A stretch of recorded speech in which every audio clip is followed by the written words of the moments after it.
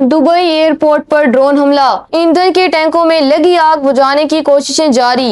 Iran की पहले से वार्निंग। मुत्तहिदा अरब इमारात से बड़ी खबर मौसूल हो रही है, जहां दुबई इंटरनेशनल एयरपोर्ट के करीब एक ड्रोन हमले के नतीजे में शदीद आग भड़क उठी है। दुबई मीडिया ऑफिस ने तस्दीक की है कि खुदकश ड्रोन ने एयरपोर्ट के करीब वाक़े ईंधन के टैंकों को निशाना बनाया, जिसके बाद धमाकों के साथ आग लग गई। दुबई हकाम का कहना है कि फायर फाइटर्स और इमदादी टीमें मौके पर मौजूद हैं और आग बुझाने की कोशिशें तनदही से जारी हैं। खुशकिस्मती से इस हमले में अभी तक किसी जानी नुकसान या किसी शख्स के जख्मी होने की इत्तला नहीं मिली।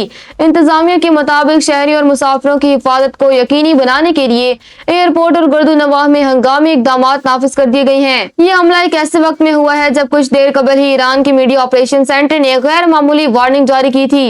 ईरानी हकाम ने दुबई और दोहा यानी कतर के मखसूस इलाकों के रिहायशियों को खबरदार किया था कि वो मुमकिना हमलों के पेश नजर अगले चंद घंटों के लिए इलाका खाली कर दें। ईरान के इस वार्निंग के फौरन बाद दुबई में होने वाला ये हमला खित्ते की सूरत हाल को मजीद कशीदा बना सकता है।